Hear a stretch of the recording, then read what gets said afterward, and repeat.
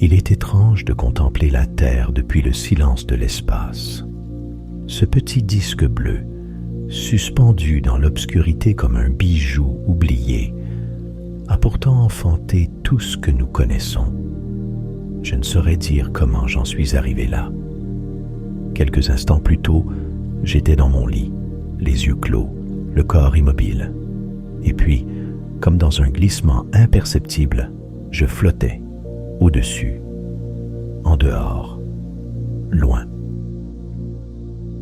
On raconte que les astronautes, en apercevant la Terre pour la première fois depuis l'orbite, sont restés muets. Pas par peur ou surprise, mais comme saisis par une révélation. Cette sphère brillante, enveloppée de nuages blancs et de mers mouvantes, n'était pas simplement leur maison.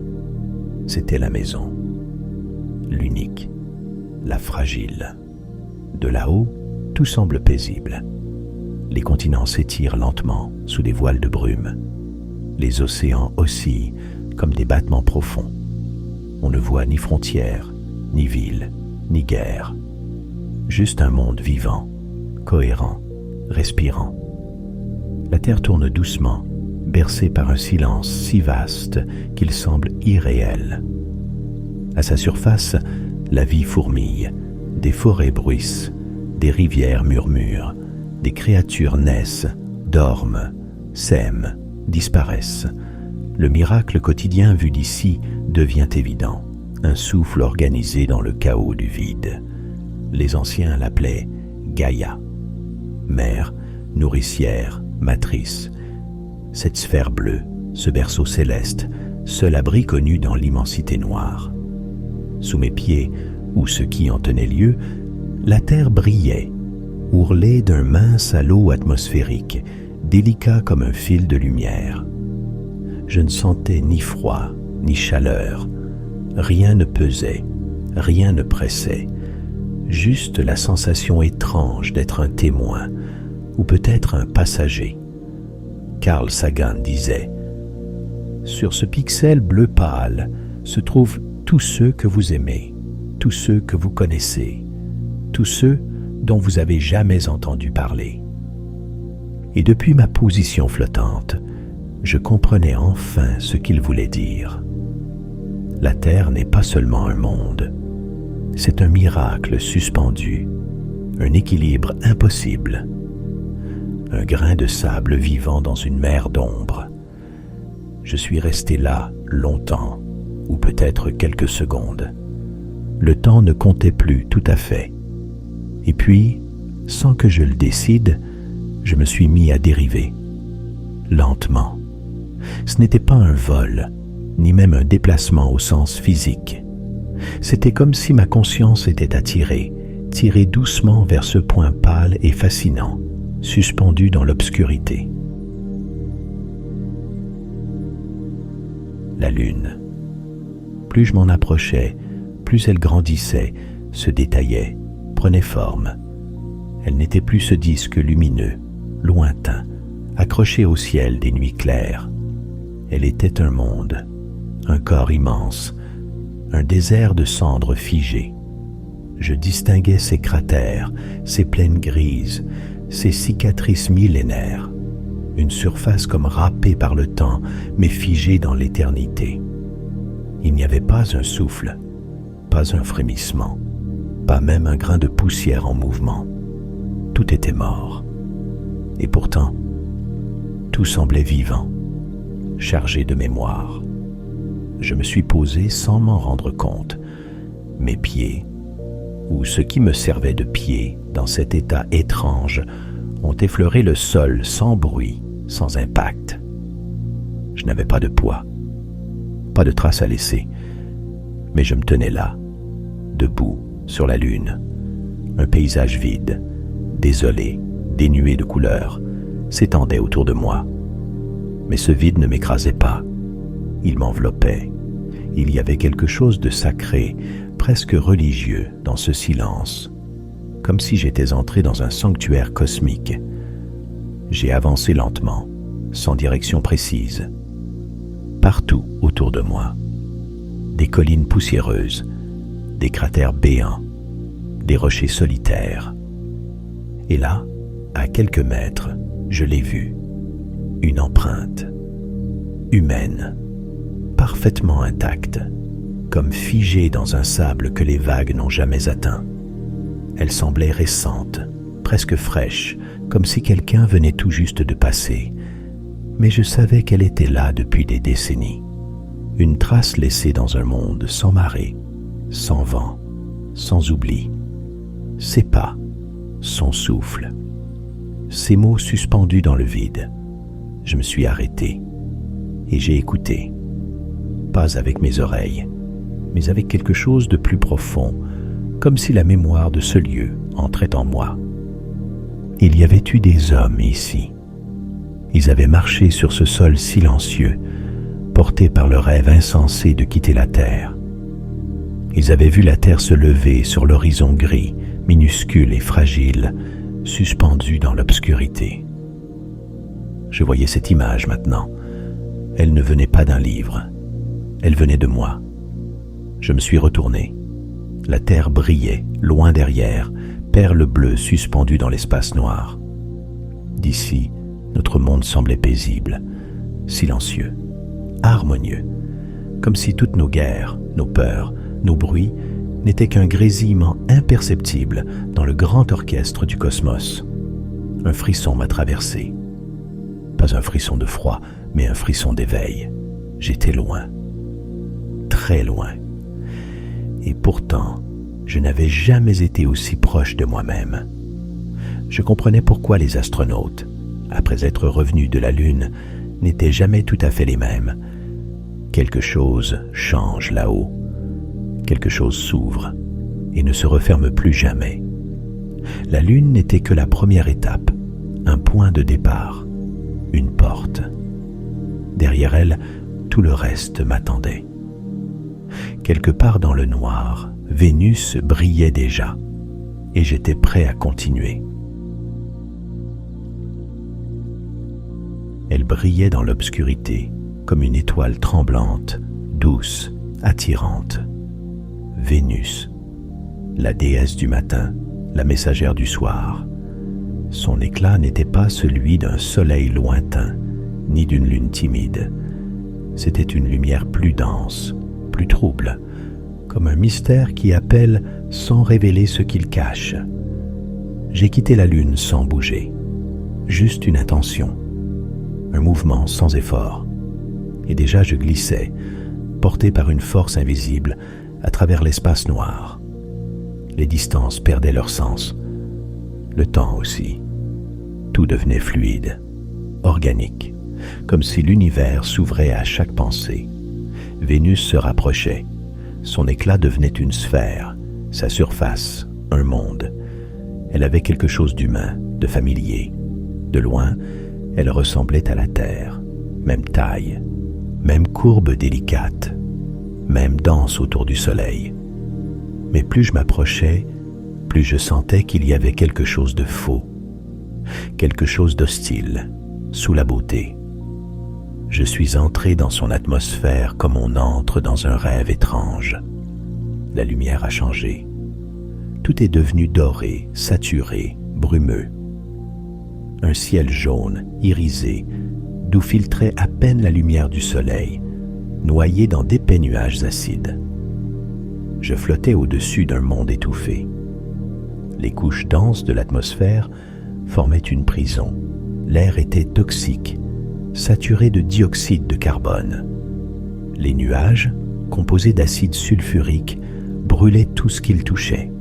En bas, la surface était rougeoyante, brisée, craquelée, secouée de milliers de volcans éteints ou endormis. Un désert de feu figé dans la pression.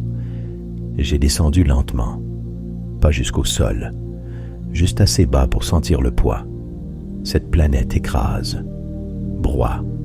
Sa pression est telle qu'elle réduirait en miettes le métal. Sa chaleur est insoutenable, près de 450 degrés. Pas de répit, pas d'ombre, pas de vent. Et pourtant, il y avait quelque chose d'ensorcelant, comme si ce monde avait été beau, avant avant que quelque chose ne déraille. Je regardais les nuages tourbillonner dans les hauteurs et je voyais des formes, des ombres. La planète me parlait. Elle me montrait ce qu'elle avait été, ce qu'elle aurait pu être.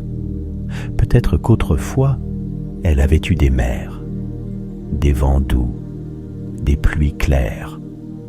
Peut-être qu'elle était la sœur de la terre, une jumelle presque parfaite. Mais aujourd'hui, elle était devenue autre chose. Un avertissement, une terre brûlée, dévorée par elle-même. Je sentais que je ne devais pas rester, pas ici. Vénus n'était pas un monde à contempler trop longtemps. Sa beauté était piégeuse, sa chaleur délirante. Elle vous attire, puis vous consume. Alors j'ai levé les yeux et j'ai vu le soleil, immense, aveuglant.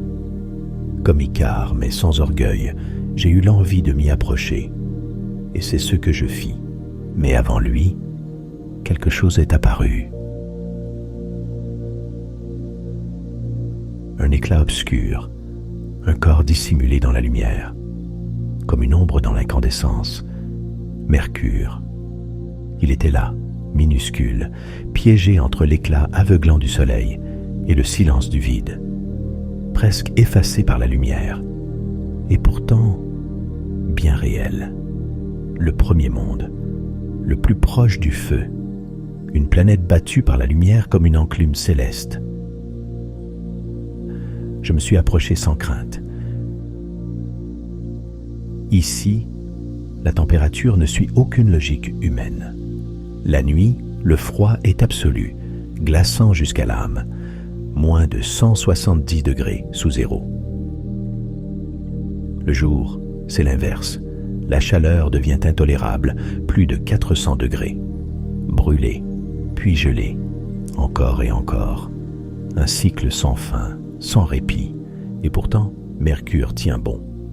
Sa surface est une cicatrice à elle seule, grise, bosselée, crevassée de cratères profonds, comme un souvenir d'innombrables impacts. Mais ce n'est pas ce qui m'a le plus surpris, c'est son poids, sa force. Il est petit, mais sa gravité est puissante, trop puissante, comme si quelque chose à l'intérieur tirait le monde vers lui.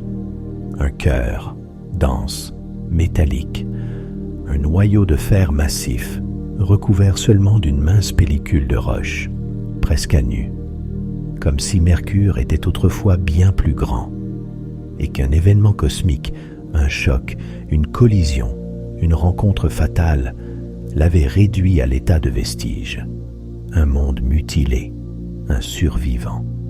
Peut-être qu'une planète errante l'a frappé de plein fouet, éparpillant ses couches supérieures à travers le vide, dans un jeu de billard céleste où les règles sont faites de vitesse, de masse et de chaos.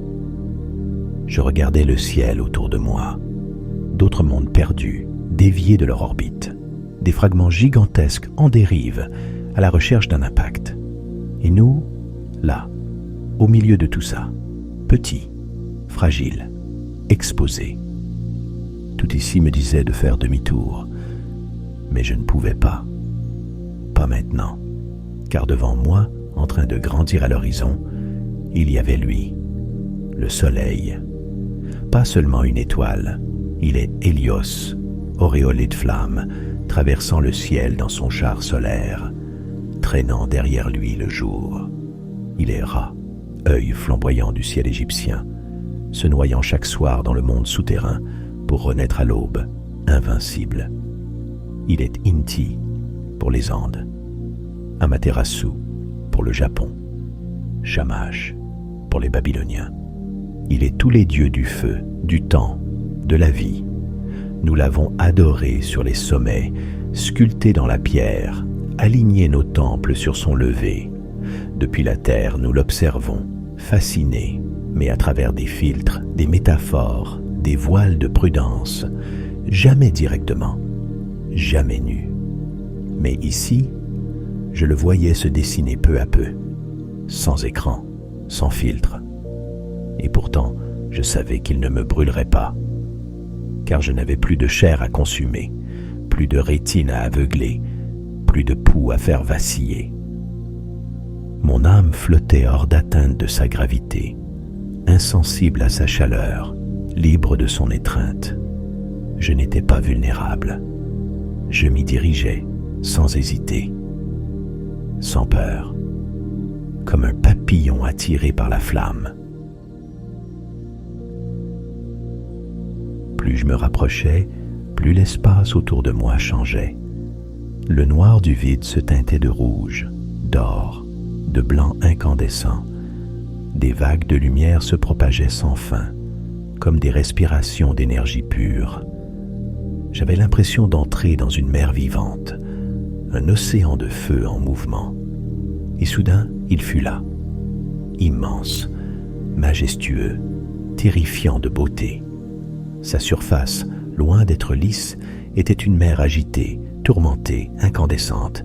Des vagues de plasma hautes comme des planètes, des tornades de feu spiralant dans des tempêtes magnétiques, des arcs de flammes jaillissant comme geysers. Tout bougeait, tout grondait.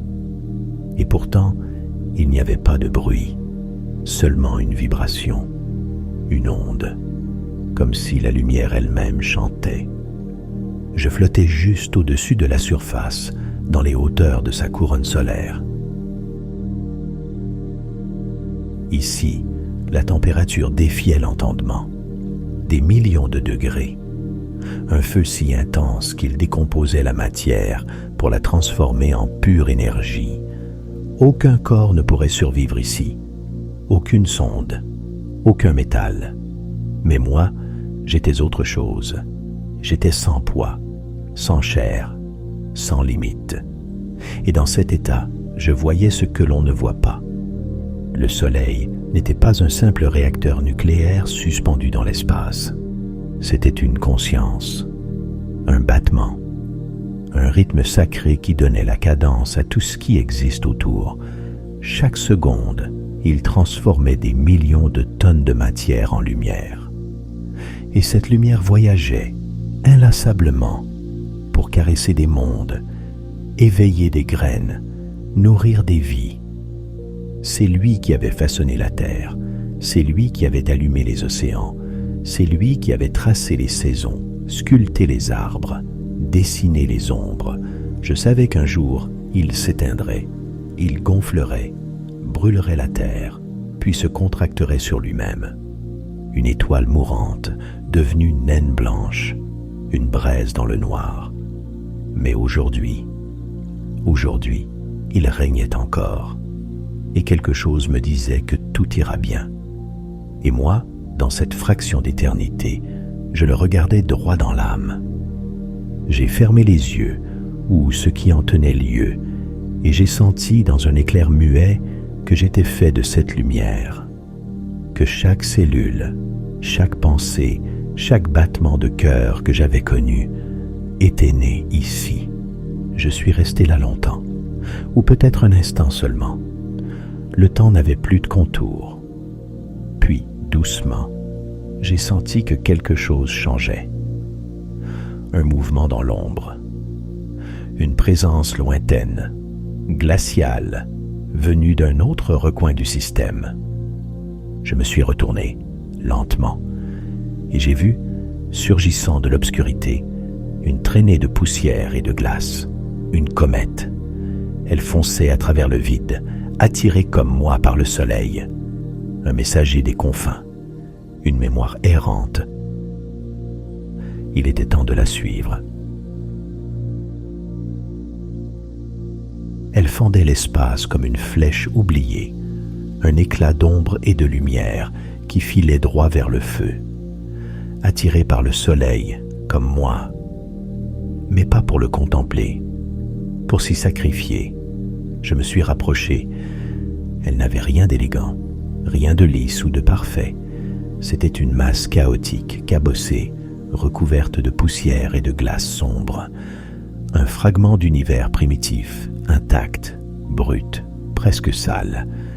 Elle n'émettait aucun son, mais elle semblait parler, chuchoter quelque chose d'ancien, porter en elle un secret, Tout près d'elle, je sentais son frisson, le froid extrême qui se craquelait à mesure qu'elle approchait du soleil. Et puis, soudain, elle se mit à se transformer. Des geysers de vapeur s'élevèrent de sa surface, s'échappant de failles invisibles. Des panaches de glace fondue, d'eau, de gaz, de poussière millénaire, projetées dans le vide comme une respiration oubliée. Sa queue se déployait, immense, s'étirant sur des millions de kilomètres, portée par le vent solaire. Elle brillait non pas par elle-même, mais parce qu'elle reflétait la lumière du dieu feu. Et dans cette lumière dansante, je voyais des grains, des molécules, des traces de matière organique, du carbone, des acides, peut-être les premiers éléments de la vie. Je me suis souvenu de ce qu'on raconte sur les comètes, qu'elles ont apporté l'eau sur Terre, qu'elles ont semé les briques de l'existence dans un monde jeune et en fusion, que sans elles, il n'y aurait peut-être jamais eu de forêt, d'animaux, d'êtres pensants, jamais eu de moi, ni de vous. J'avais devant moi une messagère des origines, un fragment de la Genèse, toujours en marche, mais il y avait une autre vérité, plus sombre. Une autre histoire portée par les comètes. Je me suis souvenu de l'extinction des dinosaures, d'un autre impact, d'un autre ciel en feu. La vie offerte, puis la vie reprise, créatrice et destructrice, bénédiction et menace. Et je me suis demandé, à quel moment ce cycle recommencera? Quand une comète, comme celle-ci, ne se contentera plus de passer au loin, mais plongera à nouveau vers notre bébé bleu, beau et fragile. Je me suis éloigné, lentement, laissant la comète poursuivre sa danse vers le soleil. Elle était libre, incontrôlable, indomptable. Et moi, j'étais de nouveau seul, glissant entre les planètes. Mais quelque chose changeait. Je le sentais. L'espace devenait rouge. Une poussière étrange apparaissait à l'horizon. Un monde s'approchait. Un monde familier. Un monde que nous avons toujours scruté en espérant ne pas être seuls. Mars. Il s'est d'abord annoncé comme une poussière dans le noir, un éclat rougeâtre, terne, sans éclat propre. Mais il m'appelait, avec une voix sans son, une présence presque fraternelle. Mars, le dieu de la guerre, le frère silencieux, la planète la plus proche de nos rêves et de nos peurs. Je me suis laissé attirer, doucement. Le rouge devenait plus dense, plus profond. Ce n'était pas le rouge du feu, ni celui du sang. C'était le rouge de la rouille, du temps, du fer oxydé par une atmosphère disparue. La planète tournait lentement sous moi, silencieuse, déserte. Et pourtant, elle semblait habitée par des souvenirs. J'ai pénétré son ciel mince, à peine un voile. Là où sur terre le vent chante, ici, il racle. Il murmure dans un souffle sec. L'air est trop léger pour porter la vie comme nous la connaissons. Mais il est là. Il bouge. Il existe. Je suis descendu lentement, effleurant le sol martien. Un sol rouge, dur, fissuré, recouvert de poussière fine. Il n'y avait pas de ville, pas de ruines, mais il y avait des formes, des indices, des silences étrangement éloquents, des ravines, sculptées par de l'eau disparue, des lits de rivières asséchés, des deltas fantômes. Tout ici crie le manque, le souvenir. Et pourtant, il y avait du vent, un souffle, une force, des tourbillons de poussière, des diables de sable qui dansaient à l'horizon. Il y avait du mouvement. Et s'il y a mouvement, il peut y avoir vie. Je me suis souvenu des sondes, des rovers, de ces machines venues de notre monde qui roulent encore dans les plaines martiennes, témoins muets, explorateurs solitaires. L'un d'eux s'appelait Opportunity. Il avait vu, il avait mesuré, il avait creusé. Et dans les sédiments, il avait trouvé quelque chose. Des traces, des indices. Comme les échos fossiles d'un lac ancien, comme un aveu. Mars a été vivante, et peut-être l'est-elle encore, sous sa surface, dans ses cavernes, dans ses silences. Je suis resté longtemps au-dessus d'un canyon dont j'appris plus tard qu'il s'agissait du Valles Marineris. Un gouffre si profond qu'il ferait passer le Grand Canyon pour une éraflure. Là, je me suis senti minuscule, puis je suis monté au sommet d'Olympus Mons, le plus grand volcan du système solaire. Un monstre endormi, peut-être, ou peut-être pas. Mars me regardait, et je le regardais. Il n'était pas mort. Il attendait, mais il n'était pas encore le bon endroit. Quelque chose m'appelait plus loin, au-delà de Mars, le vide. Un vide qui n'en est pas un espace entre les mondes. Ni planète, ni étoile, ni comète. Mais un royaume fait de fragments, de ruines, de possibles inachevés, la ceinture d'astéroïdes. Je l'ai abordé sans m'en rendre compte. D'abord, une simple pierre qui passait lentement sous moi, solitaire, crevassée, puis une autre. Et bientôt, des centaines, des milliers, flottant dans un silence granuleux, en suspension entre deux soleils imaginaires. C'était comme voler à travers les restes d'un monde qui n'a jamais existé, des éclats de roche, de métal, de glace, certains petits comme des grains de sable, d'autres grands comme des montagnes. Certains s'effritaient lentement, rongés par le temps. D'autres portaient encore les cicatrices de collisions récentes. Ici, tout parlait d'impact, de violence, de dispersion, et pourtant, tout tenait dans une harmonie brute, comme si le chaos lui-même avait trouvé un équilibre. Je m'apprêtais à flotter plus près encore quand l'ombre s'est abattue sur moi. Un grondement muet, une masse gigantesque, un astéroïde immense fonçait droit sur moi, rapide, impitoyable. Il allait me percuter, j'en étais certain. Et pendant une fraction de seconde, j'ai senti la peur, un réflexe ancien, humain.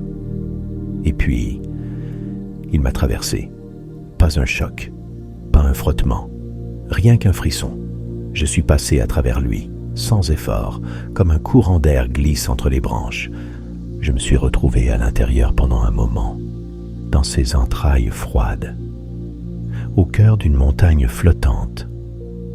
Je pouvais voir ses entrailles, même en l'absence de lumière, comme lorsque l'on imagine quelque chose. Autour de moi, du métal brut, des veines de roche, des poches de glace fossile. Je percevais les choses, même sans air pour porter le moindre son jusqu'à mes tympans. Un silence lourd, minéral. J'avais l'impression de flotter dans une mine céleste, un monde compact, dense, primitif. Un vestige de la naissance du système solaire. Et là, j'ai souri. J'avais oublié. Je n'avais plus de chair, plus de squelette à briser, plus de peau à fendre. J'étais éthéré, léger, intouchable, invincible, un esprit en dérive dans un champ d'écho et de poussière. Je suis ressorti de l'astéroïde comme on quitte un rêve, sans bruit, sans résistance. Et autour de moi, la danse des pierres continuait, chacune avec son rythme, sa trajectoire. Je me suis approché d'un astéroïde plus grand, un rocher tordu, couleur de cendre. Et là, posé dessus comme une sentinelle oubliée, une sonde, un fragment humain, envoyé depuis la Terre il y a longtemps, perdu ici pour observer des morceaux de pierre. Pourquoi ? Pourquoi s'intéresser à ces débris ? Et puis j'ai compris. Ces pierres sont plus vieilles que la Terre. elles n'ont pas été façonnées par l'eau, ni par le vent, ni par le temps. Elles sont brutes. Elles sont les briques du système solaire. Elles sont les restes d'un monde qui aurait pu naître, mais que quelque chose a empêché de se former. Quelque chose de massif, quelque chose de proche. J'ai levé les yeux, et au loin, comme une montagne mouvante dans la nuit, une silhouette se dessinait, une sphère géante, un géant gazeux, un titan, Jupiter. C'était lui. C'est lui qui a empêché ces pierres de s'unir. Son champ gravitationnel immense les a retenues, brisées, écartées. Il est le gardien et le ravageur. Je quittais l'anneau des ruines, lentement, avec l'impression d'avoir traversé un cimetière céleste, un sanctuaire d'histoire non écrite. Mais au-delà, Jupiter m'attendait. Il m'aspirait presque, par sa seule présence. Un monde si vaste qu'il redéfinit la notion de monde. Je m'y dirigeais, comme on se dirige vers un Dieu endormi, avec humilité. Il était là, au loin, mais il remplissait déjà l'espace. Jupiter. Ce n'était pas une planète, c'était une présence, une entité, une masse si vaste qu'elle faisait vaciller toute notion de proportion. Je m'en approchais comme on approche un temple, avec lenteur, avec respect, avec une part de crainte, pas une crainte physique, une crainte métaphysique, celle qu'on ressent face à l'infini. Jupiter tournait. Il tournait vite, trop vite pour sa taille. Son mouvement façonnait son apparence. Des bandes de nuages immenses, alternant ombre et lumière, brume et fureur. Des tourbillons colossaux, des rivières d'ammoniac, des fleuves de gaz, et en son sein, un œil rouge, le grand, le fameux. Une tempête si vaste qu'elle pourrait engloutir la terre entière, 2 ou 3 fois. Je me suis approché, suspendu juste au-dessus de cet ouragan éternel. Il était vivant. Je le sentais. Il grondait, sans bruit. Il respirait, sans poumons. Il existait depuis des siècles, peut-être des millénaires. Je suis descendu un peu plus, frôlant les couches supérieures de l'atmosphère. Elle n'avait pas de surface, pas de sol. Rien à toucher, seulement du vent, de la pression, de la densité. On ne marche pas sur Jupiter, on y est avalé. Je me suis laissé glisser à travers les nuages. La lumière s'atténuait, les teintes devenaient opaques. Le monde devenait liquide, puis presque solide. Et toujours, tout tournait. Des éclairs déchiraient l'obscurité. Immense. Un seul de ces éclairs pouvait alimenter une planète entière. J'étais entouré d'énergie brute, d'un chaos stable, d'un désordre organisé. Et pourtant, je ne craignais rien. Je n'avais pas de corps à électrocuter, pas de poumons à comprimer. J'étais un témoin, intangible, glissant à travers un monde qui n'était pas fait pour être visité. Et c'est là que je l'ai vu. Là-haut, loin au-dessus des tempêtes, une aurore, pas comme celle de la Terre. Celle-ci était démesurée, peinte sur la nuit jupitérienne comme une blessure lumineuse. Un arc d'électricité, vibrant, verdoyant, violet, vivant. Elle était belle, mais elle était létale. Les radiations qu'elle émettait pouvaient réduire n'importe quel vaisseau en poussière. Même ici, dans ma forme éthérée, je sentais ces frissons. Jupiter n'était pas un monde accueillant. Il n'était pas là pour être habité. Il était là pour être admiré, redouté, respecté. Je me suis élevé lentement, m'éloignant de sa surface agitée, laissant derrière moi ses ouragans, ses orages, ses colères. Autour de lui, des lunes dansaient, des mondes à part entière, chacun unique, chacun étrange. Je me suis d'abord approché de la plus violente, Io, une lune démente, une forge vivante, un sol en perpétuelle convulsion, craquelé, strié de soufre, parsemé de volcans hurlants. La lave jaillissait en colonnes brillantes, dans des tons rouge-orangé et jaune soufré. Elle s'échappait en rivières épaisses, se refroidissait en croûte noire avant d'être balayée par de nouveaux sursauts. Ici, rien n'était stable. Tout flambait.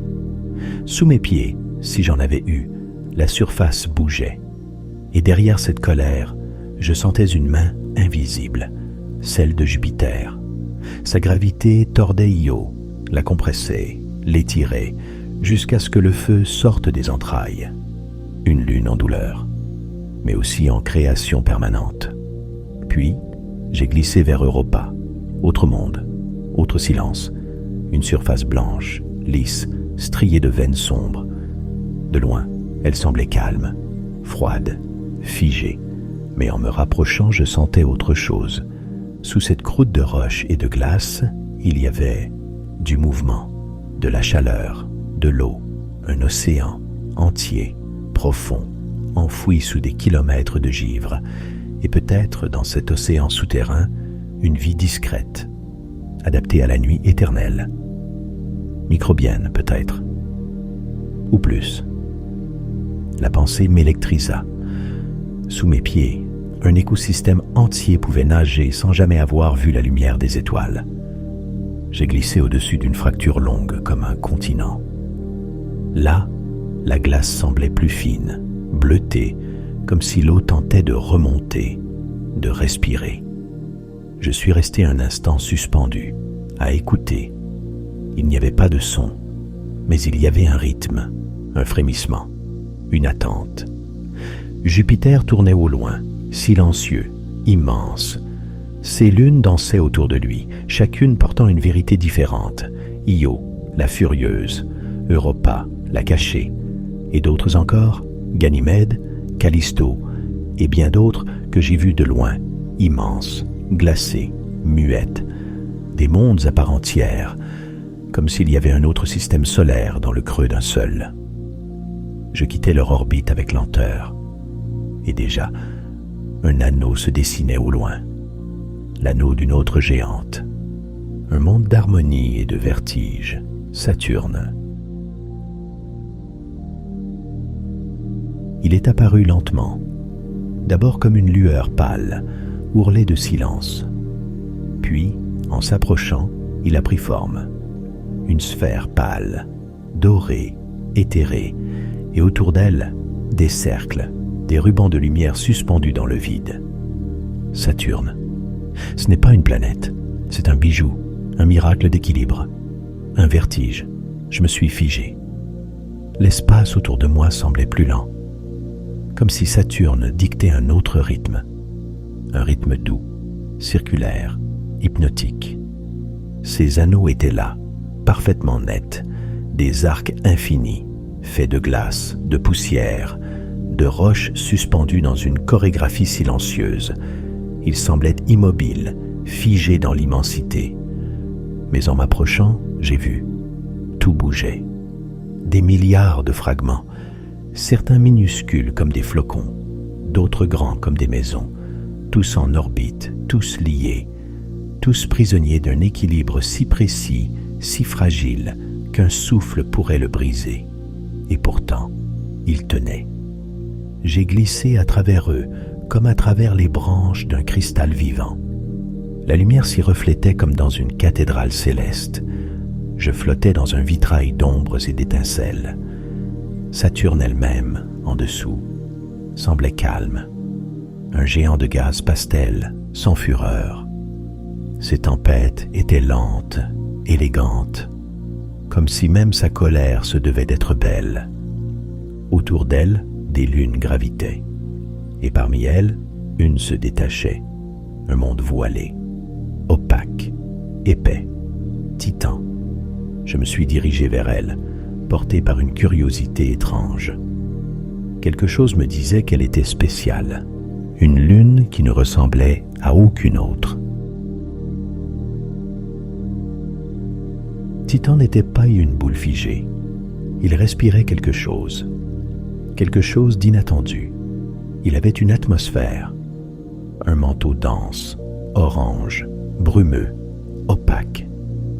Il cachait sa surface comme un voile de mystère, refusant de se montrer trop vite. Je suis descendu lentement, à travers les couches orangées, et plus je m'enfonçais, plus j'avais l'impression de tomber sur terre. Mais une terre étrangère, inversée, froide. J'ai émergé des nuages, et là, sous moi, un paysage s'est dessiné. Des collines, des rivières, des lacs, des océans. Mais ce n'était pas de l'eau, c'était du méthane liquide, des mers de gaz en fusion douce, des flots gelés d'hydrocarbures. Il pleuvait ici parfois, une pluie d'or noir. Je flottais au-dessus d'un lac, parfaitement calme. Il reflétait les nuages opaques, comme un miroir trouble. Tout était figé, et pourtant, tout semblait prêt à vivre. Car Titan possède des éléments, des composés, de la chimie, de l'énergie, des conditions. Pas pour la vie comme nous la connaissons, mais pour une autre. Autrefois, j'aurais cru ce monde stérile. Aujourd'hui, je le trouvais fertile, en devenir. Je pensais à la terre primitive. Elle aussi était hostile, brumeuse, toxique. Mais elle a donné naissance à tout ce que nous sommes. Et je me suis demandé, est-ce que Titan est une terre en sommeil, ou une terre possible pour après, quand la nôtre sera trop chaude, trop sèche, trop tard? Peut-être que, dans un avenir lointain, nous viendrons ici, en exil. Peut-être que nous construirons des dômes, des villes dans la brume, et que nous vivrons de ce que ce monde nous offre. Peut-être même que quelque chose y vit déjà. Je suis resté un long moment dans cette lumière trouble, ni jour ni nuit. Un entre-deux permanent, comme si Titan hésitait encore entre passé et futur. Puis, je suis remonté lentement. Saturne s'effaçait derrière moi, ses anneaux s'amenuisaient, comme un souvenir déjà flou. Devant, il n'y avait plus de chaleur, plus de lumière franche, seulement un vide de plus en plus froid. Et deux mondes, discrets, silencieux, en marge du système. Uranus, puis Neptune, des planètes fantômes que l'on oublie souvent, mais qui, dans ce silence, prenaient une place immense. Uranus est apparue la première, une sphère pâle, d'un bleu laiteux, presque irréel. Elle ne brillait pas, elle diffusait, comme une lampe sous la glace. Je me suis approché. Ce monde n'est pas comme les autres. Il est penché, couché sur le côté, comme s'il avait été frappé, déstabilisé, renversé par un choc oublié. Et tout ici tourne de travers. Ses anneaux, ses lunes, même sa lumière. Un balai étrange, incliné, à contre-courant. Je glissais lentement dans son atmosphère glaciale. Là, pas de tempête comme sur Jupiter, mais un froid intense, un silence lourd, une paix presque inquiétante. Uranus ne criait pas, elle murmurait. Puis, au loin, plus sombre, plus bleue, plus profonde, Neptune. Elle semblait faite d'encre et d'éther. Un monde lourd, dense, sans contour net. Mais dès mon approche, je la sentis vibrer. Contrairement à Uranus, Neptune était vivante. Des vents à 1000 km à l'heure parcouraient sa surface gazeuse. Des tempêtes circulaires, vastes comme la Terre, tournaient dans des spirales violentes. Personne ne sait pourquoi. Pourquoi un monde si lointain, si glacé, abrite de telles forces? Peut-être que quelque chose brûle au fond. Une énergie cachée, un feu lent, un noyau d'orage. Je me suis laissé emporter quelques instants dans l'une de ces tempêtes. Un tourbillon de bleu profond, de brume, de pression, et puis le calme, absolu. Comme si au centre de la furie, il y avait une chambre secrète, préservée. Puis une forme s'est détachée dans l'ombre. Une lune. Solide, différente. Triton. Je m'en suis approché, attiré par son étrangeté. Elle tournait, à l'envers, dans le sens contraire de Neptune, comme si elle luttait contre sa propre orbite. Et de sa surface jaillissaient de grands geysers noirs, des colonnes de gaz et de glace qui s'élevaient sans bruit dans le vide, comme des soupirs, comme des avertissements. Je flottais un moment au-dessus de ce monde glacé, figé dans sa lente chute vers Neptune, condamné à être un jour déchiré par sa gravité. C'était beau et tragique. Je quittais Neptune avec une sensation étrange, comme si j'avais survolé les confins d'un royaume oublié, un rêve de glace, un écho. Et déjà, dans la distance immense, une autre lumière clignotait, faible, lointaine, perdue, Pluton. Elle n'était pas grande, pas brillante, mais elle dégageait une présence que peu d'autres possédaient, quelque chose d'intime, d'oublié, d'exilé. Je m'en approchai lentement. Sa surface était faite de glace et de roches, craquelée comme une peau ancienne, des plaines lisses, des montagnes de glace, des cicatrices gelées, un monde figé mais pas mort. Car même ici, si loin du soleil qu'il n'est qu'un point d'or dans le ciel noir, quelque chose bougeait. Sous la glace, peut-être, une chaleur, des marées faibles, des tremblements discrets, comme un dernier battement. Autour de Pluton, sa lune, Charon, tournait lentement, comme une sœur silencieuse. Les deux corps semblaient danser, attachés l'un à l'autre par un lien invisible, éternel. Mais au-delà, il y avait encore, toujours plus loin. J'ai poursuivi, porté par l'élan du silence, et j'ai vu Sedna, plus lointaine encore. Une goutte de givre dans un océan noir, un monde rougeâtre, minuscule, solitaire. Son orbite est immense, démesurée. Il lui faut plus de 10 000 ans pour faire le tour du Soleil. Un cycle si lent que toute notre histoire humaine n'en couvre qu'un soupir.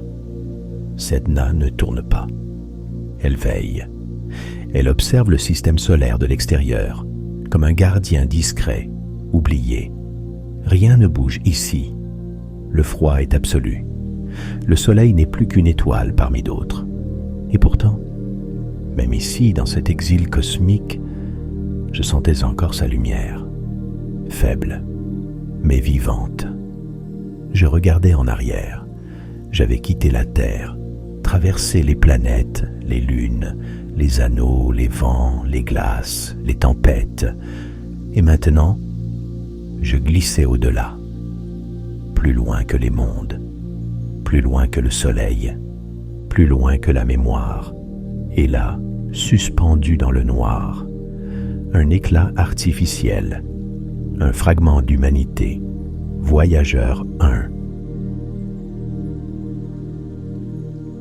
Il flottait là, seul, une tache sombre contre l'infini, presque invisible. Voyageur 1, un assemblage fragile d'antennes, de métal doré et de silence, une machine, mais bien plus que cela, un éclat d'intention, un message, un souvenir. Je me suis approché. Il ne faisait aucun bruit, mais il émettait encore, faiblement, un murmure perdu dans la symphonie du vide, des signaux radio qui continuaient leur voyage, se dispersant dans le cosmos, portés par la ténacité humaine. Je les contournais lentement, observant chaque détail, les panneaux dorés, les bras tendus comme des antennes en prière, et surtout, cette plaque, fixée comme une offrande, comme une promesse que nous ne sommes pas restés silencieux. Un disque, doré, gravé avec soin, avec une minutie presque sacrée, un objet si fragile, si humain, porté par une machine lancée à jamais dans la nuit. Je me suis approché. Il y avait là une carte, notre adresse cosmique, tracée à la pointe d'un espoir. Un schéma de pulsars comme des balises, pour guider une hypothétique intelligence vers notre soleil. Puis, 2 silhouettes nues. Un homme, une femme, debout, calme, ouvert. Des gestes simples, presque timides, comme si même dans le vide, nous avions voulu paraître accueillants. Et à l'intérieur du disque, des sons, le bruit du vent dans les arbres, le chant d'une baleine, un battement de cœur, un baiser, de la musique, Bach, Beethoven, des chants traditionnels de peuples oubliés, des rythmes nés de l'Afrique, de l'Inde, de l'Amérique, du silence et de la rage. Et puis, des voix, des salutations dans 55 langues, des mots simples, traduits du monde entier, un appel lancé vers les étoiles, pas pour être entendu, mais pour avoir été dit, pour affirmer que dans ce coin d'univers, il y a eu des êtres capables d'aimer, de penser, de rêver. Le disque ne répond à aucune demande. Il n'attend pas. Il ne cherche pas à convaincre. Il témoigne. Et dans cette solitude suspendue, je sentais qu'il contenait quelque chose d'immense. La mémoire d'une espèce, l'empreinte d'un souffle, un acte de foi. Je me suis souvenu de ce que Stephen Hawking avait un jour murmuré à propos de voyageurs, qu'envoyer ce message était peut-être une erreur, comme crier dans la jungle sans savoir ce qui écoute. Mais moi, je trouvais ce geste magnifique, brave, poétique. Car malgré nos limites, malgré nos guerres, nos erreurs, nous avions osé lever les yeux et envoyer quelque chose de nous, quelque chose de vrai, de vulnérable, de beau. Voyageur 1 continuait son voyage, à plus de 60 000 km par heure, sans but, sans destination, mais avec une mémoire, la nôtre. Je suis resté là un moment, en silence, à ses côtés. 2 consciences différentes, mais liées, par un même désir de savoir ce qu'il y a plus loin. Puis, j'ai senti le seuil, une frontière, quelque chose qui cède. Le soleil ne me retenait plus. Sa gravité s'estompait. J'entrais dans un nouvel espace. Et puis, je l'ai senti, comme un frisson sans température, une ligne invisible franchie. J'avais quitté le royaume du soleil. Derrière moi, sa lumière s'affaiblissait. Il n'était plus qu'un point, un grain d'or timide dans un ciel qui n'était plus le sien. Ses chaînes gravitationnelles s'étaient rompues, doucement, sans bruit. Je n'étais plus lié à lui. Je n'étais plus de son monde. Pendant un moment, j'ai prié pour que ce voyage ne s'arrête pas. Je voulais continuer mon aventure. J'étais entré dans l'espace interstellaire. Ce n'était pas le vide. C'était autre chose. Un silence plus ancien. Un calme sans bord. Il n'y avait plus de planète, plus d'orbite, plus de direction claire. Tout était espace.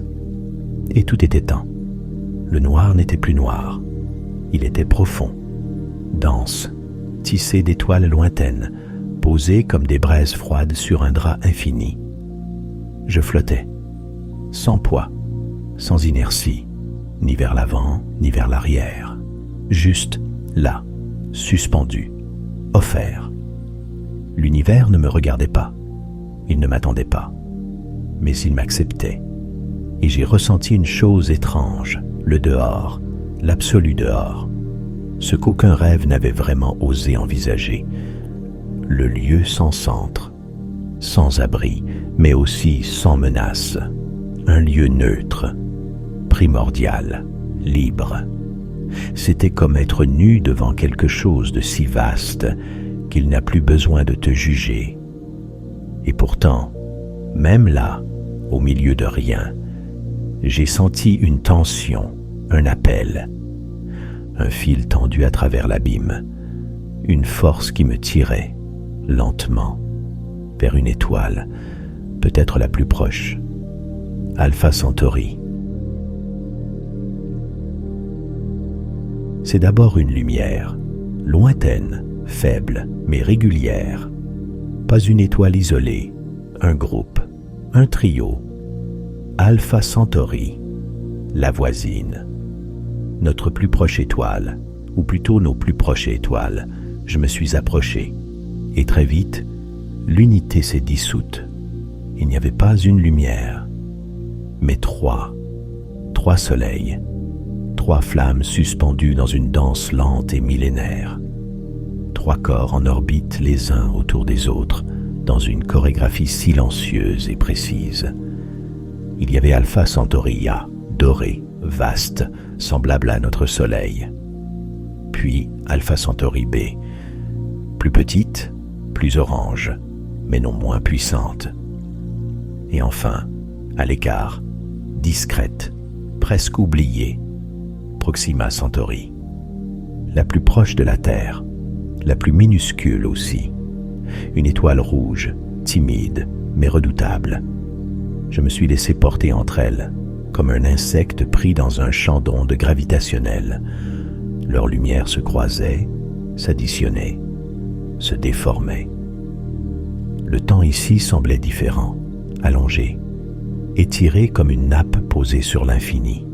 Je me suis demandé, à quoi ressemblerait un lever de soleil ici? Un matin avec 3 aubes, 3 sources d'ombre, 3 rythmes superposés. Et si des mondes tournaient autour de ces soleils, que seraient-ils devenus? Pourraient-ils accueillir la vie, ou seraient-ils déchirés par l'instabilité de cette lumière multiple? Il y avait là, autour de Proxima Centauri, une rumeur, un murmure astronomique, une planète, peut-être habitable, Proxima B, mais je ne la vis pas, ou peut-être ne voulut-elle pas se montrer. Ici, tout était mouvement lent, tout était patience. Je flottais entre ces géants, ébloui, désorienté.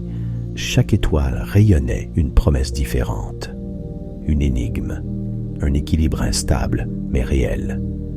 Et quelque part dans cette complexité, une idée s'imposa. L'univers n'était pas construit pour nous, mais il n'était pas non plus vide de sens. Il offrait et attendait. Alpha Centauri me laissa repartir. Je ne savais pas si j'avais été observé, mais j'avais été accepté. Et déjà, une autre étoile se rapprochait, moins célèbre, moins brillante, mais porteuse d'une promesse étrange. Epsilon Eridani. Elle brillait d'un éclat plus instable. Sa lumière avait une vibration particulière, comme une voix en train de muer. Je m'approchai, et aussitôt, quelque chose m'a frappé. Ce n'était pas une étoile solitaire, c'était un chantier. Autour d'elle, un chaos organisé. Des disques de poussière, des anneaux irréguliers, des traînées de débris et de glace, comme les vestiges d'une grande création en cours. Je flottais dans cette matière première.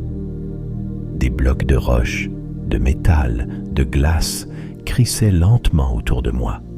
Certains s'agrégeaient, d'autres se heurtaient, comme des embryons de planètes en train de naître. Ici, tout commençait. Ce système n'était pas terminé. Il se construisait encore. Il balbutiait. Un peu comme notre propre système solaire, il y a plus de 4 milliards d'années. Et cette pensée m'a bouleversé. J'avais l'impression d'avoir reculé dans le temps, de voir ce que la Terre fut avant d'être une Terre. Un rêve informe, une matière encore indécise. Je flottais au-dessus d'un arc de poussière dense. Un futur monde, un futur refuge, ou simplement un fragment parmi tant d'autres, condamné à dériver. L'air ici était saturé de possibilités. Il n'y avait ni certitude, ni stabilité, seulement l'espoir d'une forme, l'élan vers l'organisation, le chaos qui murmure « bientôt ». Et peut-être, quelque part au milieu de ce tumulte, une comète s'était déjà formée, porteuse d'eau, d'éléments, de graines. Peut-être qu'un jour, ici aussi, une vie lèverait les yeux vers le ciel.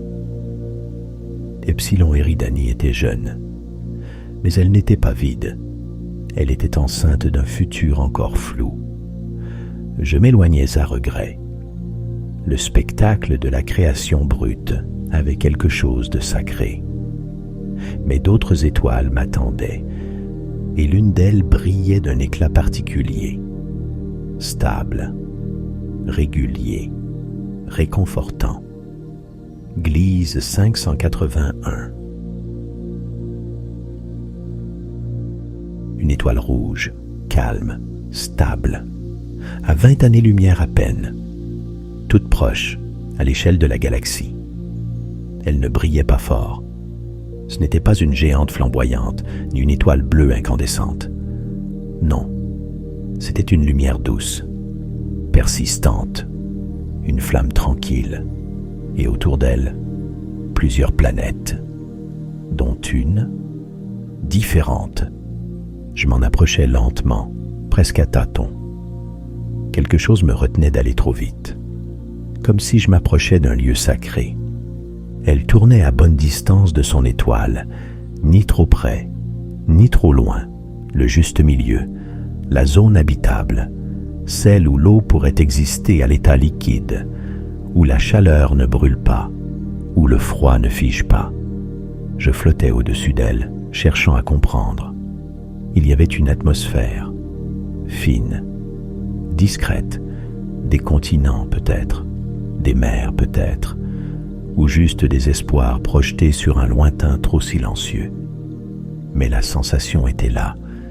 Si la vie devait exister ailleurs, elle pourrait être ici, ou y avoir été, ou y revenir. Je me suis souvenu alors d'une pensée étrange. Ici, là-bas, en ce moment, quelqu'un ou quelque chose levait aussi les yeux vers son ciel et distinguait notre soleil comme une étoile parmi tant d'autres. Et si ce regard-là croisait le mien, à travers l'espace, à travers le temps, comme deux consciences séparées par des milliards de kilomètres, mais unies par une même question. Sommes-nous seuls? Je ne connaissais pas la réponse. Mais ici, autour de Gliese 581, je sentais que la question avait le droit d'être posée. Il était temps de poursuivre, au-delà du juste équilibre, vers l'étrangeté pure. Son nom résonnait comme une légende. Bellérophon, un nom ancien, héroïque. Celui qui osa chevaucher Pégase et défia les dieux. Et comme son nom, cette planète semblait née pour brûler. Je m'en approchais à grande distance. Pas à cause de sa taille, elle n'était pas particulièrement grande, mais à cause de ce qu'elle dégageait, une tension, une chaleur, une colère. Elle orbitait si près de son étoile qu'elle en effleurait presque la peau. Un cercle infernal, bouclé en à peine 4 jours, toujours tourné du même côté. Un hémisphère plongé dans un jour éternel, incandescent. L'autre, figé dans une nuit de cendres. Je m'approchais lentement, précautionneusement, comme on observe un brasier depuis l'ombre. Bellérophon n'avait pas de surface solide. C'était un géant gazeux. Mais il portait les stigmates de son esclavage stellaire. Son atmosphère était arrachée, lentement, inlassablement, par la violence de son soleil. Des vents monstrueux balayaient la planète à des vitesses impossibles. Des couches de gaz en fusion s'étiraient en spirale folle. Tout ici semblait hurler. Je suis passé à travers ces nuages brûlants, juste assez profonds pour en sentir le cœur. Et j'ai compris. Ce n'était pas un monde, c'était une fournaise, un tambour battant pour l'étoile, un avertissement. Voilà ce que devient une planète trop proche. Voilà ce que produit la démesure. Je suis ressorti, aveuglé, secoué. Et dans l'écho du nom de Bellérophon, je me suis souvenu de la fin du mythe. Le héros, grisé par sa victoire, avait tenté de monter jusqu'à l'Olympe. Et les dieux l'avaient fait chuter. Cette planète était sa chute, sa punition. Un cavalier de feu condamné à tourner, encore et encore, autour de sa propre destruction. Je me suis éloigné. Dans mon sillage, la lumière s'apaisait. Et au loin, une nouvelle lumière, double, 2 étoiles, liées l'une à l'autre. Algol, les étoiles jumelles. Elles apparaissaient comme une seule étoile, mais je savais déjà la vérité. Algol n'était pas seul. C'était un système binaire, ou plutôt un duel. 2 astres, 2 corps célestes tournant l'un autour de l'autre, en silence, en tension, en attirance. Depuis la Terre, on les voit clignoter, un éclat qui se noircit puis renaît. Encore et encore. Un rythme obsédant. Les anciens l'avaient remarqué. Ils l'avaient baptisé la démoniaque. L'œil du diable dans la constellation de Persée. Car Algol clignote comme un avertissement.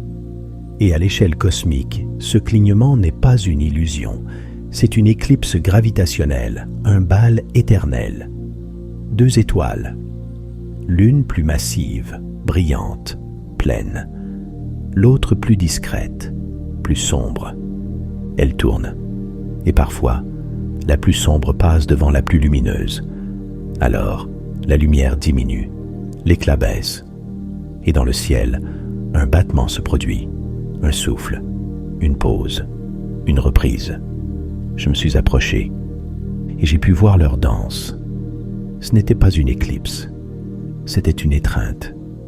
Lentement, inlassablement, l'une des 2 étoiles était attirée par l'autre, comme si elle s'y abandonnait, comme si elle cherchait à ne faire plus qu'un.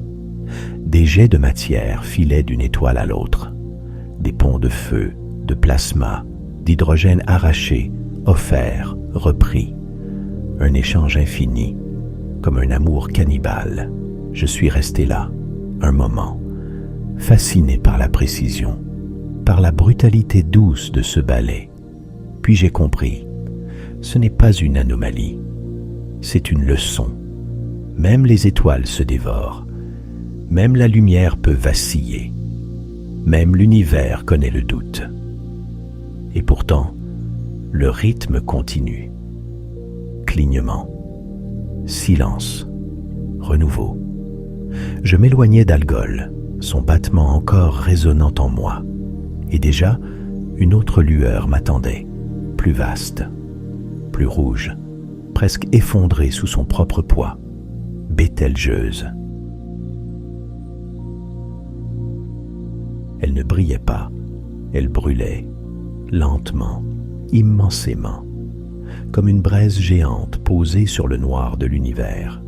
Bételgeuse, une étoile en fin de vie, une supergéante rouge, un astre dont le diamètre dépasse l'imagination. Si elle remplaçait notre Soleil, elle engloutirait jusqu'à l'orbite de Jupiter.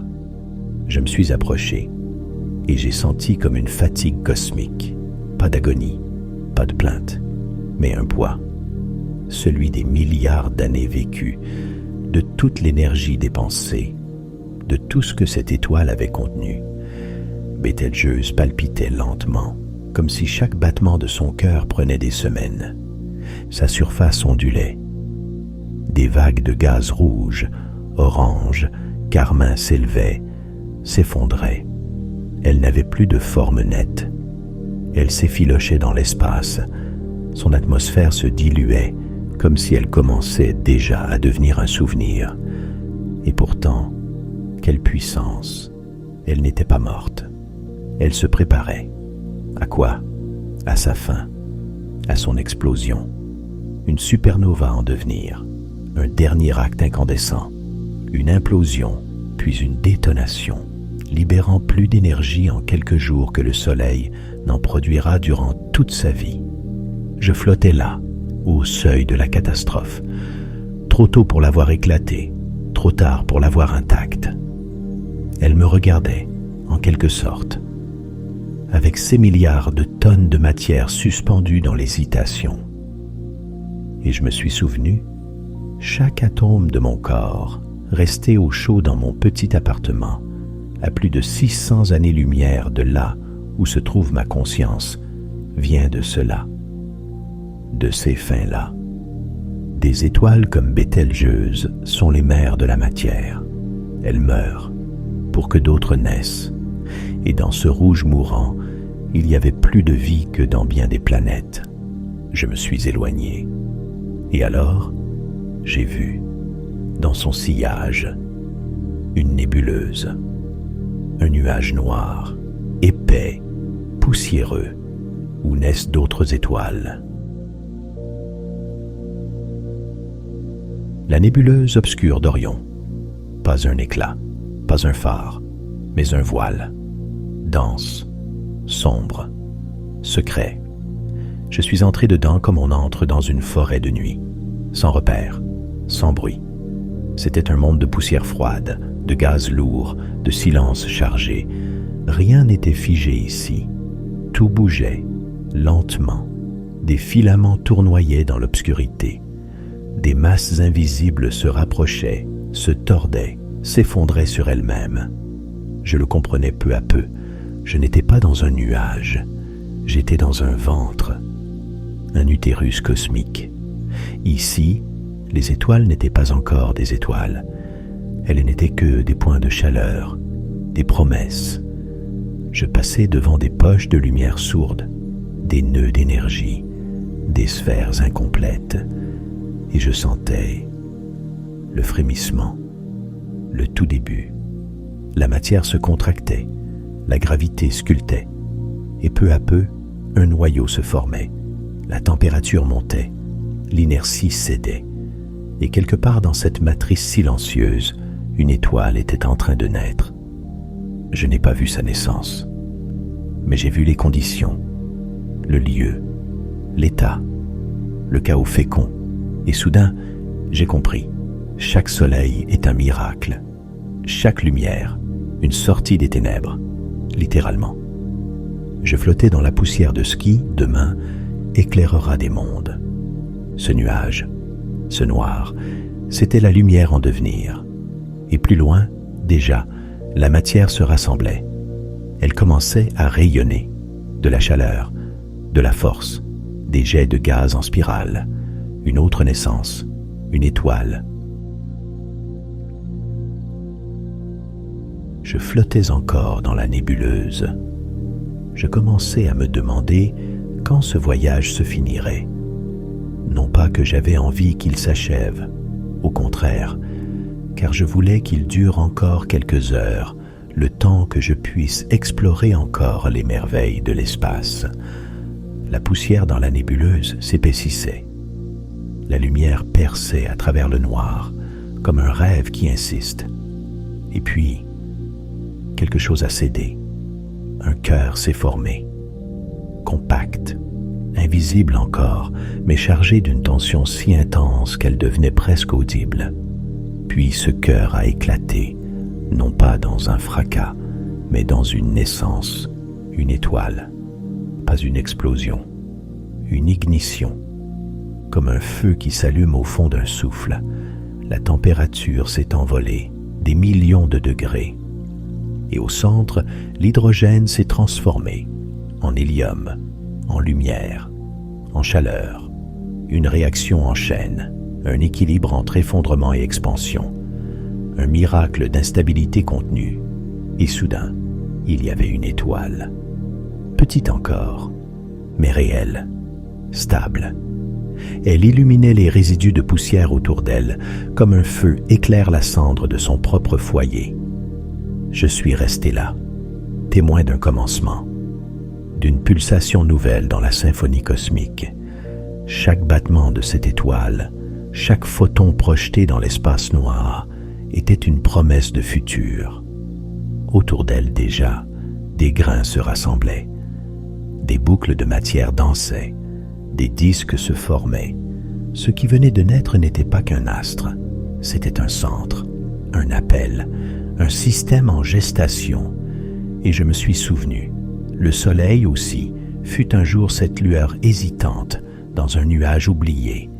Nous venons de là. Nous sommes faits de ça, de cette chaleur née dans le froid, de cette lumière jaillie du vide. Et au loin, comme une réponse, une autre lumière, mais celle-ci, déjà ancienne, déjà à bout de souffle, une étoile mourante, une supernova. Je l'ai vue de loin, d'abord comme un éclat inhabituel, trop intense, trop bref, une étoile, en train de mourir. Pas de lente agonie ici, pas de déclin progressif, mais une rupture. Une étoile massive, plus grande que notre Soleil, avait atteint la fin de son combustible. Il ne restait rien pour maintenir son équilibre. Alors, elle s'est effondrée sur elle-même. Et dans ce repli fulgurant, la gravité s'est transformée en choc. Une supernova. Une explosion si violente qu'elle efface en un instant tout ce qui l'a précédée. La lumière dégagée est parfois plus brillante que celle de toute une galaxie. Et pourtant, tout cela tient dans un battement. J'étais là, suspendu, témoin de cette fin majuscule. Et pourtant, ce n'était pas une fin, car ce souffle, cette onde de choc, emportait avec elle des éléments nouveaux, des métaux lourds, du carbone, de l'azote, du fer, et même de l'or. Je me suis rappelé une fois de plus, dans ce moment silencieux, que mon sang, mes os, ma mémoire, avaient sans doute été forgés ici, dans une mort ancienne, dans une supernova disparue. Tout ce que nous sommes vient de cette violence. Une étoile meurt, et de ses cendres naissent les mondes. Je flottais au cœur de la tempête. La matière filait dans toutes les directions, colorant l'espace de ces vapeurs d'éléments lourds. Et au centre, un point dense, compact, silencieux, une étoile à neutrons, ou peut-être quelque chose d'encore plus extrême. Mais avant cela, une pulsation, une lumière tournante, régulière, précise comme une horloge folle, un pulsar. Toujours dans ma forme éthérée, je m'approchais de cette singularité battante, et je l'ai vue. Un corps dense, minuscule à l'échelle cosmique, pas plus large qu'une ville humaine, mais contenant plus de masse qu'un soleil, une étoile à neutrons, un noyau d'étoiles effondré sur lui-même, un objet si dense qu'une cuillère de sa matière pèserait des milliards de tonnes. Mais ce n'était pas cela qui fascinait, c'était le mouvement. Cette étoile morte tournait, et à chaque rotation, elle projetait deux faisceaux de lumière, comme des phares dans la nuit cosmique. Un flash, un autre, encore, parfois plusieurs centaines de fois par seconde, un pulsar. Je me laissais dériver dans son champ, et chaque battement me traversait, comme un écho d'horloge divine, une régularité au milieu du chaos. On aurait dit que l'univers avait installé ici un métronome pour lui-même, un rappel, que même après la mort, il reste un ordre. Autour de moi, le silence. Mais ce silence n'était pas vide, il était habité de cette pulsation précise, hypnotique. Et je pensais, il n'y a pas que la lumière qui voyage. Il y a aussi le temps, le battement, la mémoire, car chaque pulsar est le souvenir d'une étoile, un témoin de son existence passée, une horloge gravée dans le tissu de l'espace. Puis, soudain, le battement s'estompa. Je m'éloignais. Et là, au loin, un noir encore plus noir. Un vide qui semblait aspirer la lumière elle-même. Une peur instinctive m'a traversé. Pas une peur de mourir, mais de ne plus exister du tout. Un trou noir. Pour être honnête, au début, je ne l'ai pas vraiment vu. Personne ne voit un trou noir, même avec mon corps éthéré. Je l'ai deviné. C'est l'espace qui s'incline, la lumière qui se plie, le silence qui devient trop profond. Et soudain, il est là. Pas un objet, pas une étoile, un vide, un abîme si dense que rien ne peut en sortir, pas même un soupir de lumière, Je m'approchais lentement, comme attiré, comme tiré. Tout autour de lui, l'espace ondulait. Le temps s'étirait. Les étoiles proches se déformaient, comme aspirées dans un miroir fou. Et moi, je ne ressentais plus rien, ni direction, ni vitesse, ni pensée cohérente. Juste une évidence. Ceci est un point de non-retour, l'horizon des événements. Une frontière sans barrière, invisible et pourtant implacable. Je me suis arrêté juste avant, par instinct, par prudence, peut-être par crainte, car on ne sait jamais. Les trous noirs engloutissent tout, la matière, la lumière, et qui sait, peut-être même l'âme. Et je n'étais pas prêt à risquer d'y perdre la mienne. Pas encore. Pas pour l'éternité. J'ai pensé à ce qu'il y avait de l'autre côté, ou à ce qu'il n'y avait pas. Un cœur sans surface, un point de densité infini, un endroit où les lois cessent, où les certitudes fondent, et peut-être même une porte. Vers quoi? Un autre univers? Un autre temps? Un néant total? Je ne sais pas. Et aucun être vivant ne le sait. Mais ce silence-là était plus profond que tous les autres. Et puis, je me suis éloigné. Comme on quitte un bord, un seuil. Et plus loin, dans le noir, une lumière se leva. Non pas une étoile, mais une forme.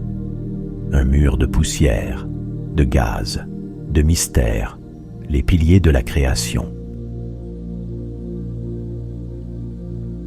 Ils se dressaient devant moi, colossaux, immobiles, des colonnes de gaz et de poussière, hautes de plusieurs années-lumière, érigées dans la nébuleuse de l'Aigle comme des sentinelles du passé. Je flottais dans cette cathédrale cosmique. Tout y était suspendu, solennel, sculpté. La lumière des étoiles naissantes filtrait à travers les volutes, éclairant les bords comme les vitraux d'un temple ancien. Mais ce n'était pas un monument mort. Ici, la matière vivait, se rassemblait, se contractait. Les piliers n'étaient pas là pour être admirés.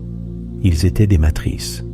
Des étoiles y naissaient, lentement, au creux de leurs bras de poussière. C'était un sanctuaire, mais aussi un chantier. Le sacré et le brut, le silence et la forge. Chaque filament de gaz portait la trace de forces immenses, des vents stellaires, des explosions d'étoiles voisines, des siècles de pression invisible. Et pourtant, malgré cette violence, l'ensemble paraissait paisible. Je passais entre les colonnes, comme un pèlerin entre les piliers d'un temple infini.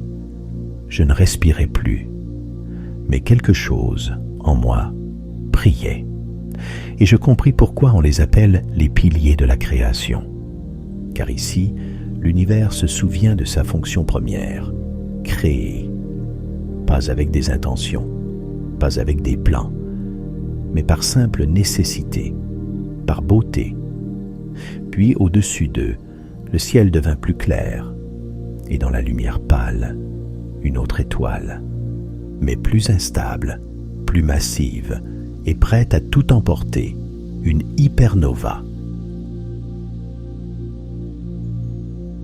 Je quittais les piliers de la création, porté par un calme étrange, mais déjà, je sentais. Quelque chose grondait plus loin. Pas un murmure, pas une lumière, un vertige. Et puis je l'ai vue, une étoile, massive, incongrue, trop grande pour son propre bien. Elle brillait comme si elle voulait avertir le cosmos entier de ce qui allait venir. Sa surface frémissait, ses couches extérieures palpitaient, son cœur s'effondrait. Je ne savais pas si elle était née trop vite ou si elle avait simplement trop donné. Mais elle était au bord du seuil. Et ce seuil n'était pas un simple effondrement. C'était une hypernova. Quand une étoile meurt dans une supernova, c'est déjà une violence inouïe. Mais ici, l'échelle était autre, déraisonnable. Le cœur s'est contracté, d'un coup, et l'onde s'est propagée, Un éclair, puis un autre, et le ciel s'est fendu. Une explosion 1000 fois plus puissante qu'une supernova. Je fus balayé. Pas physiquement, j'étais hors du temps, hors du corps. Mais mon esprit vacilla. Et alors, je l'ai senti. Un glissement, une traction douce, comme si ma conscience était en train de redescendre, de retrouver lentement la pesanteur de mon corps. Je sentais, au loin, le drap contre ma peau, le matelas sous mes épaules, la chaleur du lit, familière, mon souffle. Mais j'ai refusé. Je me suis accroché au rêve, comme on retient une dernière image avant le réveil. Je n'ai pas ouvert les yeux. Je me suis agrippé à l'univers, avec l'entêtement d'un naufragé qui refuse la rive. Et alors, il m'a repris. Je suis retombé dedans, exactement là où je l'avais quitté. Des jets de matière s'élançaient de ses pôles, à des vitesses proches de celles de la lumière, des faisceaux gamma, des lances d'énergie pure, capables de détruire des mondes entiers sur leur passage. Et pourtant, dans cette destruction totale, naissaient aussi les éléments les plus lourds, les plus rares, les plus précieux, l'or, le platine, l'uranium. Tout cela, forgé dans la colère d'une étoile qui n'en pouvait plus de porter le monde. Ce n'était pas une fin, c'était une redistribution. L'univers se réorganisait à travers le chaos.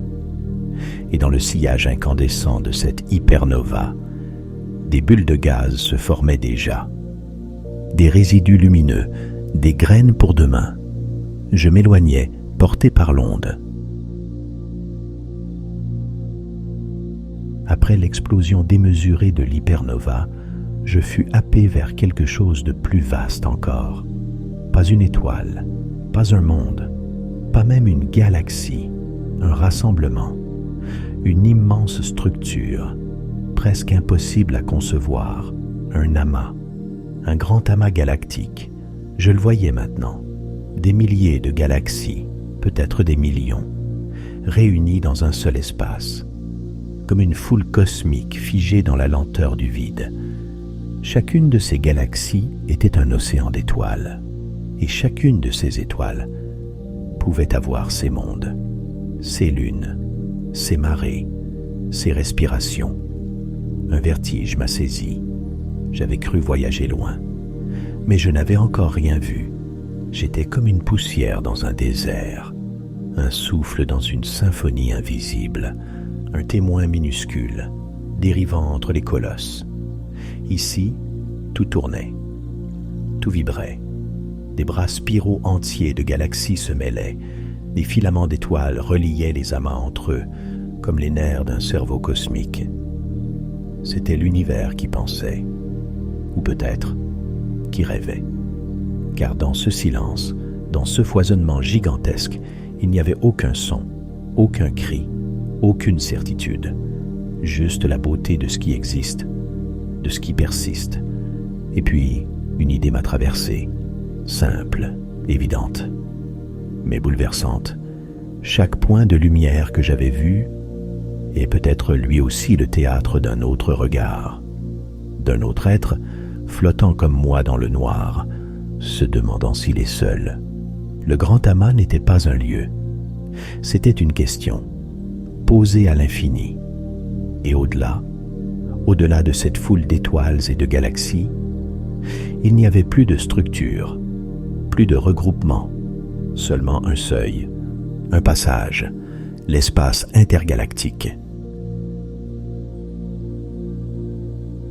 Un entre deux galaxies, entre deux souffles. Le noir n'était plus simplement une absence de lumière, il était matière. Dense, silencieuse, primitive, je flottais dans un néant pur, où même la pensée semblait trop lourde, trop bruyante. Ici, pas de gravité pour me retenir, pas de lumière pour me guider, pas de repère. Et pourtant, je n'étais pas perdu. Je sentais une étrange paix, une clarté sans forme, comme si ce vide portait en lui quelque chose de fondamental. comme si tout avait commencé ici. Ou peut-être, tout recommencerait ici, un jour. Et même ici, dans cet espace qui semble totalement dénué de matière, il restait une trace, une ombre, une hypothèse. La matière noire, invisible, indétectable directement, mais présente dans les équilibres, dans les mouvements, dans les danses galactiques, comme une toile invisible sur laquelle l'univers repose. Je ne pouvais pas la voir, mais je la sentais, comme une présence vaste, muette et indifférente. L'univers était tissé de mystères, et même là où il ne semblait plus rien y avoir, quelque chose veillait. J'étais entre deux éternités, entre deux souffles, entre deux grands battements du cosmos, et puis, au loin, un éclat, violent, éphémère, un jet de lumière pure, une boule de feu. Je me suis approché, attiré et en confiance. Dans l'espace intergalactique, même un souffle devient un appel. La boule de feu tourbillonnait dans le noir, comme un orphelin d'événements. Des gaz chauffés à blanc, des matières tordues par la vitesse, des éléments propulsés dans toutes les directions. C'était le résidu d'un choc. Deux étoiles, ou peut-être deux noyaux galactiques, entraient en collision à des vitesses folles. Pas un impact brutal, mais un effleurement cataclysmique, un frottement à l'échelle de l'éternité.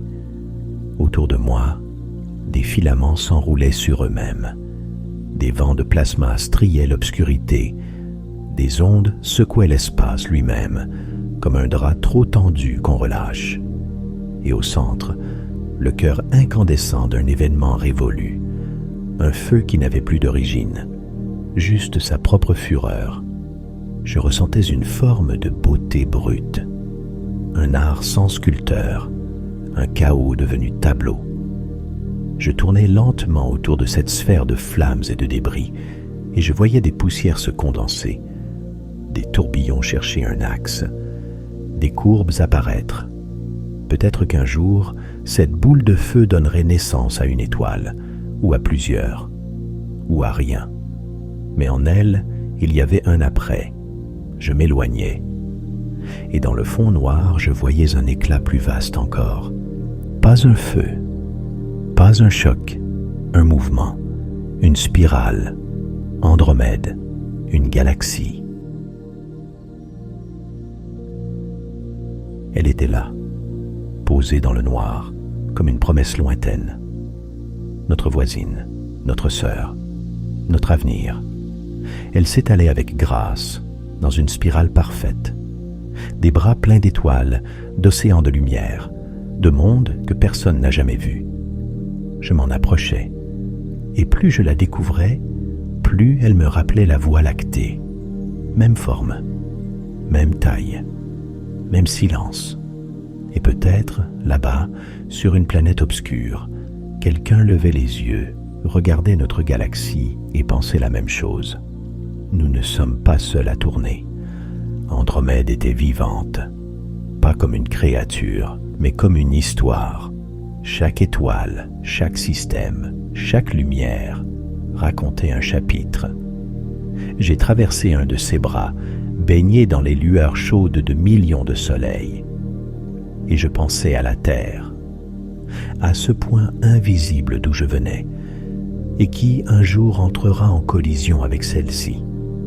Car oui, j'appris plus tard en revenant sur Terre qu'un jour lointain, dans 4 milliards d'années, la Voie lactée et Andromède fusionneront. Deux spirales enlacées, deux vies qui s'emboîtent, deux trajectoires qui se confondent, pas dans un choc, mais dans une danse. Les étoiles ne se heurteront pas, elles s'évitent trop bien, mais leur gravité les nouera l'une à l'autre, lentement, inexorablement. Et alors naîtra une autre galaxie, une nouvelle forme, un nouveau nom. Je suis resté un long moment là, à contempler ce futur écrit dans la trajectoire des géants. Puis, je m'éloignais. Et dans mon dos, les spirales continuaient leur lente approche. Et plus loin encore, au bord du noir, j'ai vu le frisson d'un événement plus rare. Une collision, un choc de galaxies, une explosion d'étoiles. Je l'ai vu surgir de loin comme une tempête qui ne faisait pas de bruit. 2 galaxies, 2 spirales, 2 architectures de lumière, entraînées l'une vers l'autre dans un lent vertige, une collision galactique. C'était une chorégraphie, pas une guerre, mais une fusion, une alchimie de formes. Les étoiles ne s'entrechoquaient pas, trop d'espace entre elles. Elles glissaient, s'enroulaient, se réarrangeaient, mais les gaz, les poussières, les cœurs invisibles, eux, se mêlaient, se frottaient, s'allumaient. Et dans cette friction lente et cosmique, de nouvelles étoiles naissaient, comme si les galaxies, en se percutant, ravivaient leurs entrailles, comme si, pour renaître, elles devaient d'abord se briser. J'assistais à une explosion de formes, des arcs, des filaments, des vagues d'étoiles projetées dans le vide, des cœurs galactiques étirés jusqu'à la rupture, et puis des spirales qui se recomposaient, d'autres qui s'effondraient. J'étais comme un insecte spectateur d'un feu d'artifice au ralenti. Tout semblait suspendu. Et pourtant, chaque mouvement durerait des millions d'années. C'était beau, dérangeant, trop vaste pour être entièrement compris, mais pas trop vaste pour être ressenti. Je restais là, jusqu'à ce que les formes cessent d'avoir un contour, jusqu'à ce que la lumière se dilue dans la distance, jusqu'à ce que le ciel devienne brume. Soudain, une pensée m'a traversé. Et si j'étais mort? Et si cette errance magnifique à travers l'univers n'était que l'ultime rêve de mon esprit dans les secondes qui ont suivi ma disparition? L'idée m'a glacé, puis réchauffé. Car non, je me sentais plus vivant que jamais, comme si tout ce que j'étais s'était enfin libéré de ses limites, comme si, en quittant la chair, j'avais rejoint quelque chose d'antérieur, de fondamental. Je n'étais pas une âme perdue, je n'étais pas une erreur, j'étais en mouvement. Et ce mouvement avait un sens. C'est alors que je vis, au loin, quelque chose de plus ancien encore, un noyau d'énergie, un cri resté figé dans le temps, un quasar. Il brillait comme rien d'autre. J'approchais avec prudence, et plus je m'en rapprochais, plus je comprenais que cette lumière n'était pas une invitation, mais un avertissement, une clameur, un cri cosmique, l'écho lumineux d'un monstre invisible. Le quasar était le cœur d'une galaxie très lointaine, et en son centre, un trou noir supermassif, engloutissant tout ce qui s'approchait de trop près, gaz, poussière, lumière, étoiles. Mais en le dévorant, il rayonnait, avec une puissance inouïe, comme si l'univers lui-même s'enflammait à l'instant d'être avalé. Des jets de matière jaillissaient de ses pôles sur des millions d'années-lumière. Des vents brûlants, de la lumière condensée en pure violence, des ondes capables d'embraser l'espace. Et pourtant, au cœur de cette furie, je sentais une mémoire, comme si ce quasar parlait d'un temps ancien, d'un univers plus jeune, plus compact, plus affamé. Il n'y avait rien d'humain ici, aucune intention, aucune logique, juste l'énergie pure, libérée dans une dernière tentative de dire « J'ai été ». J'étais fasciné, tétanisé, happé par sa clarté démente. Puis je m'éloignais, à contre-courant de son souffle, comme on quitte un cri sans fin, et derrière moi, le quasar restait, inamovible, incompréhensible. Mais dans son éclat, il y avait peut-être l'écho du commencement. Et ce commencement, je le sentais proche, car plus loin encore, le tissu même du cosmos semblait se diluer. Les galaxies devenaient floues, les formes indistinctes. Je m'approchais du bord du temps. Je m'enfonçais dans une zone étrange, floue, troublée, comme si l'espace lui-même hésitait à se former. Devant moi, des galaxies naissantes, petites, irrégulières, tremblantes. Elles n'avaient pas encore la grâce des spirales, ni la majesté des elliptiques. Elles étaient brutes, brouillonnes, comme des éclats de lumière projetés dans un verre en fusion. Mais elles étaient là, première graine. Je flottais parmi elles comme on traverse un champ de lucioles, des nuées d'étoiles à peine nées, des nuages de gaz encore chauds, encore chaotiques. Elles tournaient lentement, elles se formaient, elles cherchaient leur axe. Certaines allaient grandir, fusionner, former des amas. D'autres s'éteindraient, éparpillées avant même d'avoir pu s'enrouler sur elles-mêmes. Et moi, je les regardais comme on regarde un enfant dormir, avec cette tendresse mêlée d'admiration, ce vertige discret devant ce qui n'est pas encore, mais pourrait être tout.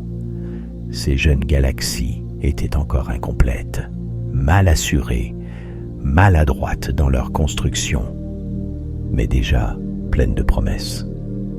Comme un nouveau-né aux paupières closes, dans lequel on projette les avenirs, les formes, les visages, les mondes qu'il portera peut-être un jour.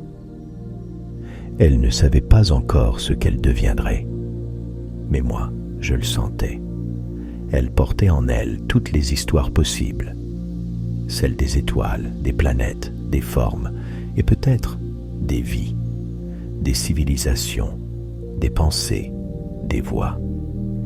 Je les contemplais en silence, non comme un dieu, mais comme un témoin attendri devant le frémissement de la création. Et dans ce silence empli de mouvement, j'ai compris que le cosmos aussi a des berceaux. J'avais l'impression d'assister à l'alphabet de l'univers, les premières lettres tracées dans la poussière et la lumière. Et plus je regardais, plus je sentais que le voile allait se lever, qu'au-delà de ce point, tout allait changer. Je flottais à la lisière du temps, là où la lumière devient souvenir, là où l'univers se rappelle sa naissance. Et devant moi, un mur de lumière. Pas un obstacle, une mémoire, le commencement, le Big Bang. Je m'enfonçais dans la lumière avec hâte. Tout autour de moi s'effaçait. Les galaxies devenaient pâles, les structures se dissolvaient, le tissu même de l'espace semblait se défaire. Je le savais. J'approchais du commencement, et une pensée m'a traversé. Est-ce que je vais enfin le savoir, ce qu'il y avait avant le Big Bang? S'il y en a eu d'autres, je n'étais plus spectateur, j'étais presque en train de franchir la barrière. Là, dans ce silence sans limite, je m'attendais à percer le secret ultime. Mais hélas, tout est revenu. Un flash, comme ces histoires qu'on raconte sur la mort. Ce moment où l'on dit que l'on voit toute sa vie défiler. Mais ce n'était pas ma vie terrestre que je revivais, mais celle de ce voyage, de cette traversée de l'univers. Chaque monde, chaque lumière, chaque silence, revenu comme un film qu'on rembobine à toute vitesse, mais dont chaque image reste parfaitement nette, pure, immense, comme si tout ce que j'avais vu avait été inscrit quelque part en moi, et qu'en cet instant, l'univers appuyait sur lecture une dernière fois. Le souvenir du voyage, de chaque étoile approchée, de chaque planète frôlée, des comètes, des lunes, des vents solaires, des tornades sur Jupiter, du silence sous la glace d'Europe, des lacs de méthane sur Titan, le vertige des trous noirs, l'explosion des hypernovas, la douceur flottante d'Andromède, les piliers de la création comme une prière sans mots, et Voyageur 1, le petit vaisseau d'aluminium perdu dans le noir. Avec son disque doré contenant le rire d'un enfant, le bruit du vent dans les feuilles, le grondement des vagues sur une plage invisible. Ce genre d'émotion que seuls les très vieux ou les très jeunes peuvent comprendre. J'en ai eu les larmes aux yeux, un sentiment d'éternité et de tendresse immense pour cette minuscule planète bleue, une émotion impossible à contenir, comme celle qui vous saisit en silence lorsqu'un enfant vient de naître, ce moment suspendu où la vie est encore tremblante et qu'on ressent, au fond du ventre, ce besoin viscéral de protéger, de chérir, de veiller. J'ai vu la terre non pas comme un lieu, mais comme un être, un miracle fragile, un petit souffle dans l'immensité.